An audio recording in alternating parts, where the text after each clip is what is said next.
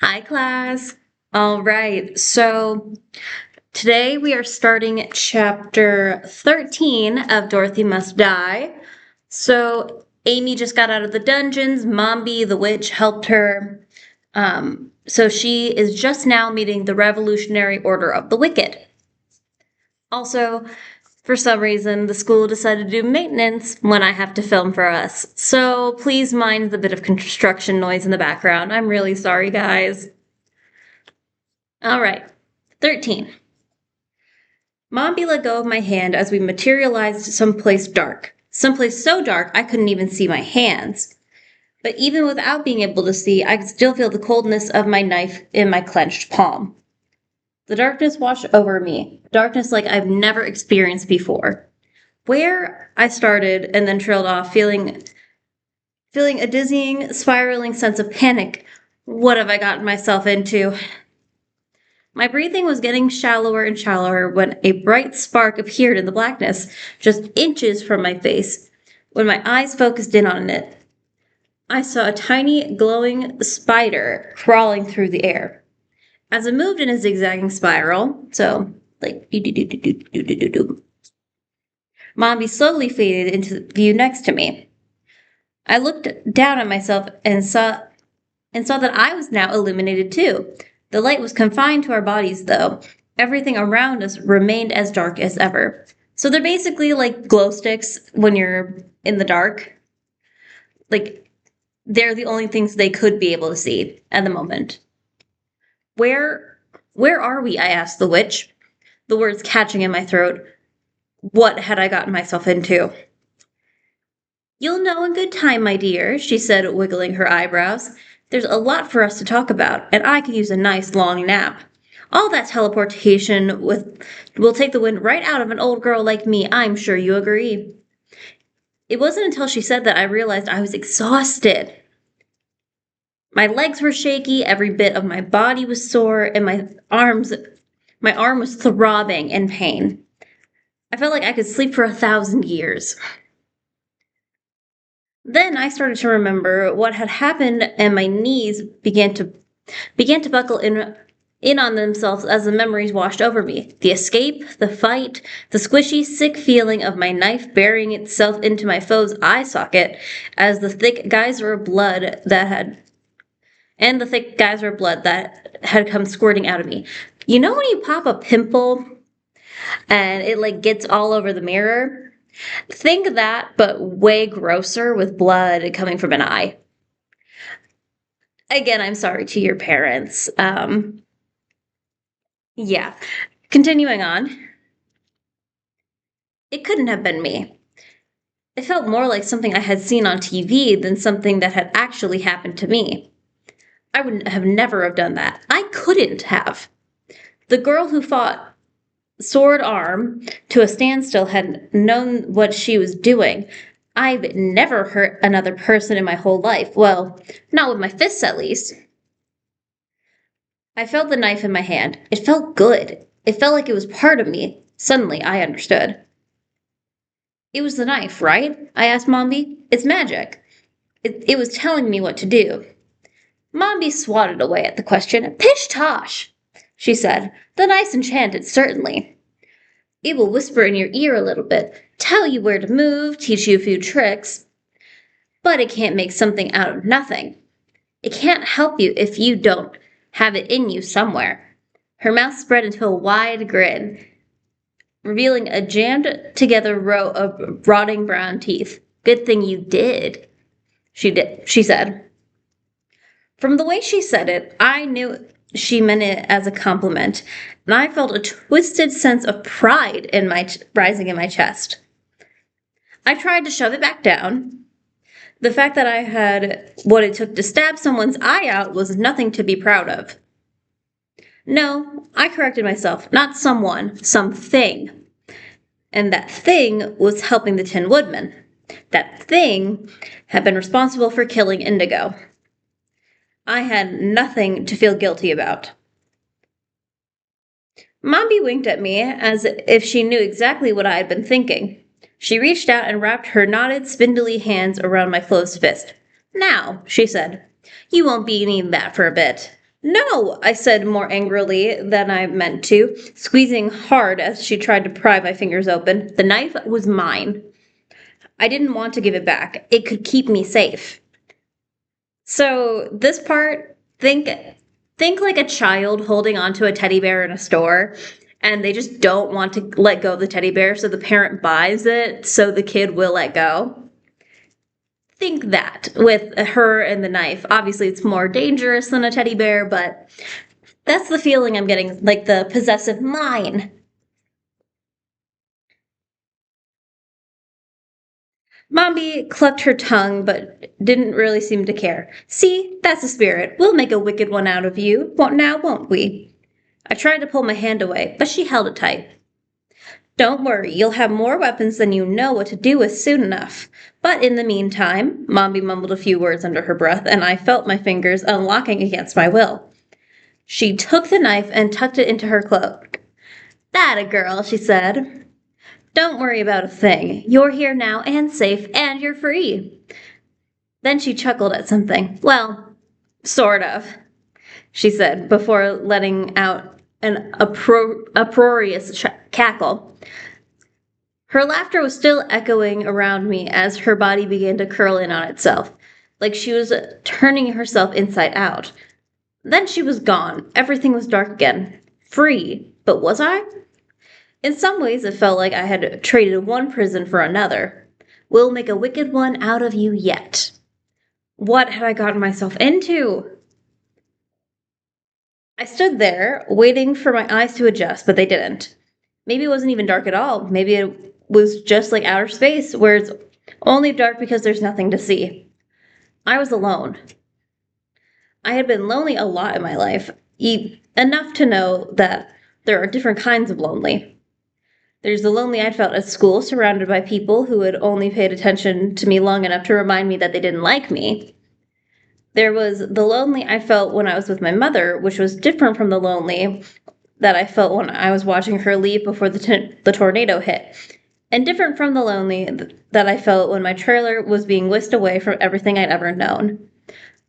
So, have y'all felt that loneliness before, where it's multiple different types? Because I know I have. Like, there was, for example, I went through quarantine.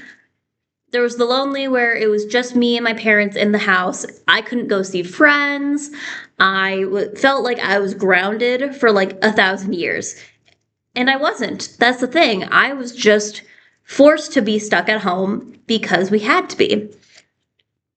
So there's lonely in that sense of you can't go see people, so you're by yourself or even with another person, but they're a little distant. So like if you're talking to somebody and you can tell they're not actually paying attention, she's discussing that there's just multiple different types of lonely, and she's feeling that lonely of,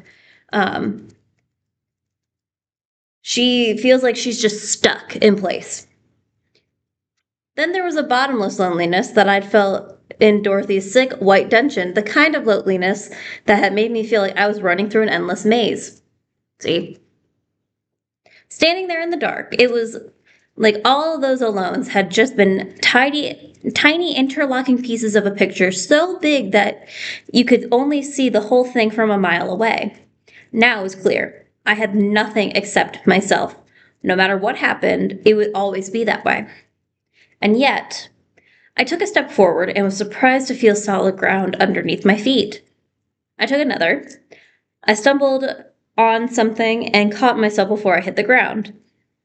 I was just about to move forward when I heard a voice echoing all around me. It belonged to a woman, and it was kind and gentle and strangely familiar. I think you're starting to understand, she said. It will take a while, but you're getting there. I stopped in my tracks and jerked my head up. Who's there? I called out to the emptiness. What do you want from me? Instead of an answer, I heard the sound of fingers snapping. Just like that, the world returned to me. It was less like a light being turned on, more like a blindness suddenly being lifted. I was standing in a huge cave, the rocky walls pulsing eerily with a dim purple phosphorescence. High above my head, clusters of stalactites dangling perilously from a rocky ceiling. So you know how there's those like cave journey things you could take on vacation where you walk into a cave and it's like stalactites are like that crystal-y looking stuff on the top where it's like kind of like glass, but it's not, it's still a rock. That's what she's in. She's in a giant cave with like crystals all over the ceiling. In the center of the cavern, a massive tree loomed, its trunk as thick around as 5 people, overgrown with vines and moss and tiny flowers. Hundreds of limbs curled upward until they merged with the rock formations on the ceiling. A tangle of roots covered the ground before disappearing into the walls.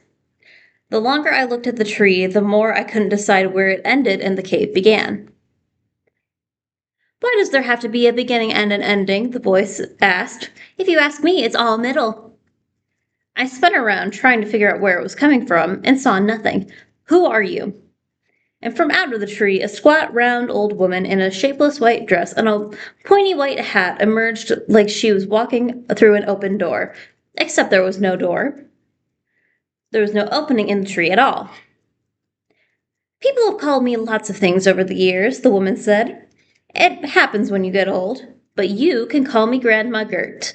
She brushed a stray flower from her silky white cloud of hair. Her face was old and wrinkled, but nothing like Mombi's. It was round and kind and so chubby that she had at least 3 chins, maybe 4. Her eyes twinkled as she smiled at me. Grandma Gert. I like the sound of that. There was something about her that I trusted. It was all so strange. I should have been afraid or angry, or at least startled and confused. I felt none of those things when Gert reached out for my hand. I let her take it and when Gert reached out for my hand, I let her take it and clasp it between her own, squeezing tenderly, and I realized what I did feel. It was a warm sense of peacefulness starting in my chest and spreading throughout my whole body. Welcome home, dear, she said. Home? The word startled me, and when I repeated it, it caught in the back of my throat. I had no idea where I was, except that it was about as far away from home as I could possibly get, and yet, you're a long way from Kansas, I know, she said. But there's more than one kind of home, and you're right. You are on your own. We all are, and we've all have to learn it sooner or later. If you have to be alone, though, wouldn't you rather be alone? Alone among friends? Alone. I looked up, startled. How had she known what I'd been thinking? Back there in the darkness. Grandma Gert's face flushed with embarrassment. Oh dear, she said quickly. I'm sorry, Amy. Sometimes I forget how strange it can be at first. I don't do it on purpose, but when someone's thoughts are as loud as yours, it can be hard to know the difference. It took a moment for me to realize what she was saying. You can read my mind, I said, or maybe I just thought it. The old woman nodded. Something like that. Please don't be afraid. It's almost always what's right there on the surface. I try not to go much deeper than that, not without permission. I didn't know what to say, then I realized I didn't have to say anything at all. Anything I could say, Grandma Gert already knew. There was actually something comforting about that. She was staring into my eyes deeply. Thank you, she said. At first I didn't know what she was thanking me for, and then I did. It was for understanding, for not being afraid. Then she gathered herself up, dropped my hand, and squared her shoulders. First, there will be plenty of time to talk about all this later. First, we need to get you cleaned up. Her eyes drifted down to my scratched, bruised arms and bloody t-shirt. Mombi certainly does know how to start a fight. So Grandma Gert in this, I'm imagining her like the fairy godmother from Cinderella, chubby, white hair, a little bit stocky. And she's just very sweet, very kind. With her, the reading the minds thing, I feel like Amy's reading it kind of like having a really close friend. She has someone she can trust and Have you ever had that friend where you feel like it doesn't matter what you say, they already know it because you guys are that close to each other? That's Grandma Gert in this case. They're basically just interlocked at this point where Amy can trust her with anything because Gert already knows everything. Okay, where was I at? Ah. Gert waved her hand, and the tree at the center of the cavern began to transform before my eyes. The roots swirled at my feet, and the branches drew themselves out from the ceiling. The trunk began to melt like tar into the ground. When it was done, she and I were standing next to a deep pool where the tree had stood before. Foamy white water bubbled up from somewhere beneath the ground. Steam wafted off the surface. It smelled fresh and clean. Go ahead, Skirt said, placing a hand on the small of my back and nudging me forward. It will heal you. She didn't have to tell me twice. I stepped right into the spring, not even bothering to try to take my clothes off. I didn't need to. They began to disintegrate as soon as they touched the water. I didn't care that they were gone, and I didn't care that I was naked in front of an old woman I just met. The minute the warm, clear water touched my bare skin, I felt my muscles melting as bubbles spun around me. I looked down at myself and watched astonished as days' worth of dirt slid right off my body. But I was also surprised to see exactly how hurt I really was. Blech. Bruises peppered my arms and legs. Thick red tendrils of blood slipped from a gash across my abdomen that I didn't remember getting in the first place. Imagine body covered in bruises, like got into like an MMA fight level bad, like just all over her. When I looked up, I saw that Gert was beside me in the water, still fully clothed, her white dress billowing around her. I wasn't sure why the water hadn't affected her clothes the way it had mine. I hadn't even noticed her get in with me. She looked concerned, too, frowning down at my wounds. This may hurt, Amy, she said. Sorry. Huh? I asked, stretching. No, it feels wonderful. Take a deep breath, she said, her tone now serious. With no further apology, before I had even taken a chance to do as she told me, she put her hand on my head and shoved me under the water. Like just full. Boom. Shoved her down into the water. So, the wound on my belly throbbed now in a deep, searing pain. Instinctively, I opened my mouth to scream as I struggled against the old woman's grip. It was no use. Invisible hands grasped around me from somewhere deep below the water, holding me into place. Somehow, I knew that all of them belonged to Gert. I was on fire. I had escaped Dorothy, escaped the Tin Man and his metal army, only to find someone I trusted, someone who wanted to help me, and it had been a trick. All she meant to do was kill me. Why? I screamed in my head, knowing she'd be able to hear. Blech, sorry. Knowing she'd be able to hear. Why would you do this? Sometimes only pain can heal, a cold, distant voice answered. Just when I thought my lungs would burst, just as I felt my consciousness begin to leave me, the hands let go.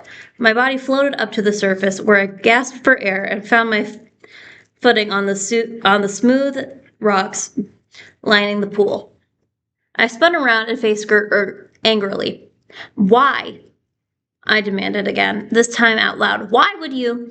Because it was necessary, Gert said shortly, pursing her lips. I saved your life. I didn't believe her at first, but my fingers touched the smooth skin where I reached for my wound. I looked down. No gaping bloody hole. No invisible sutures. No scar. The wound had healed like it had never happened at all. The bruises were gone, too. My skin looked dewy and softer than it had ever been, peachy pink like all the dead skin had been sloughed off, as if every imperfection healed from the outside in. It didn't matter. She had saved me okay, fine, but that wasn't the point. The point was that it still felt like a betrayal. Gert had been one thing, and then she had been something else. I didn't understand why. I didn't know if I wanted to. You had to trust me, Gert said. Her lips didn't move.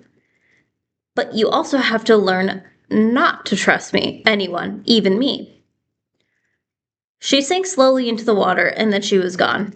By the edge of the water, I saw that a stack of towels and a gorgeous silk robe had been laid out for me. Had Gert put them there when I wasn't paying attention, or had they just appeared by magic? I didn't really care. I wanted to stay in here forever, but I knew that I couldn't. When I felt the water beginning to turn lukewarm, I reluctantly stepped out and dried my newly healed body. I couldn't help thinking that this was all another trick, something to lure me into a false sense of security. But my clothes were gone. I couldn't walk around naked. The robe felt soft against my skin. Gert reappeared as soon as I looped the belt around my waist. As if she had sensed I was ready to move on with the next part of whatever fate awaited me. They're waiting, she announced. They? I asked, looking at her. They who? I crossed my arms over my chest like a 5-year-old. Gert's face softened. So, Amy, again, feeling a lot of mixed emotions. She's just like, very much just trying to stay sheltered, stay kind of strong to herself, because everyone's been very 50-50 in this land. All right, here we go. Forgiveness doesn't come easy to you, I see.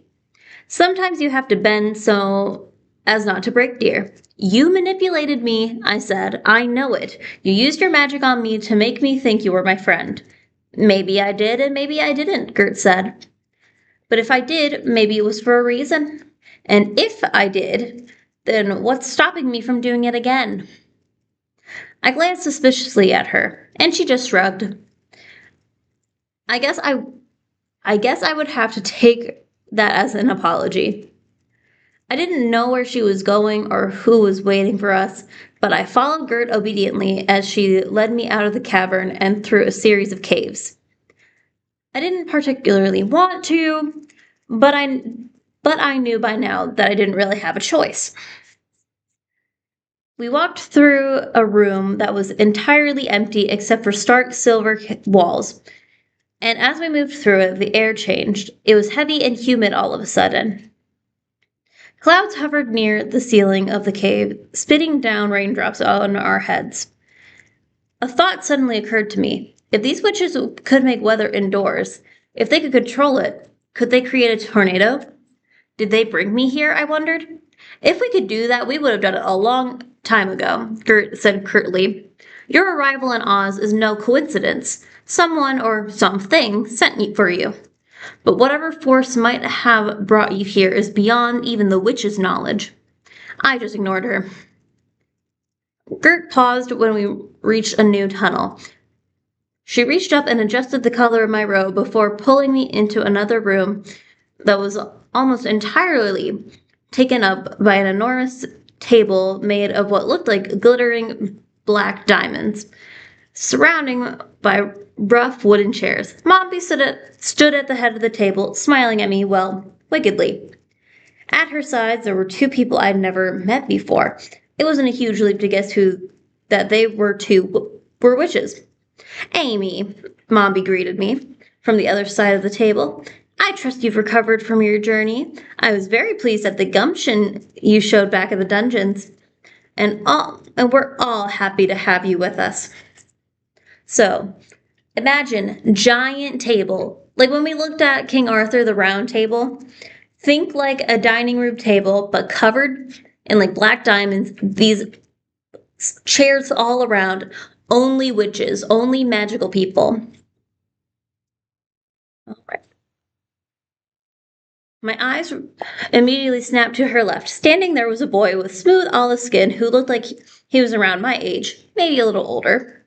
His dark hair stood on end as if he had stuck his fingers in a light socket years ago and hadn't been able to comb it since. He was cute, sure, but there was something arrogant in the way he looked at me with pale gray eyes. Or maybe not arrogant. Maybe he looked angry. I straightened and stared right back. Who was he? The idea of Gert or Mombi having kids didn't seem right, and he was a little scary, really. which was saying a lot given the fact that he was sitting next to Mombi. She had a nasty slice in her side, Mombi, Gert said, looking in her eye, but she didn't much care for the healing process. Mombi didn't blink. 10 soldiers. The cell was protected. I had to improvise. Gert nodded, but I didn't think she believed her. Was she suggesting that Mombi was just testing me out? Standing on Mombi's other side was a curvy, statuesque woman wearing a tight purple wrap dress. A hood concealed her face, but when she pulled it up, my heart skipped a beat and then sank. It was Glinda. Glinda, the not-so-good witch. The one who was besties with Dorothy, who had made the Munchkins her slaves and was using them to mine giant holes all over Oz. She wasn't wearing perma-smile, but she was smiling at me. She spoke in a sickeningly sweet voice, and then that scraped at the back of my spine. No rest for the wicked, is there, Amy? All right, that's where we're stopping today. I feel like that's a good cliffhanger to end on. So, yeah, lots of stuff going down. We're meeting a lot of new characters. We're understanding more about the magic of the land and how people use it. Things are going down. Again, sorry about the construction and also sorry about my lisp and stutter. I don't know why it's getting worse lately, but you're just going to have to deal. So that was chapter 13 of Dorothy Must Die. Y'all are going to love when we get further in.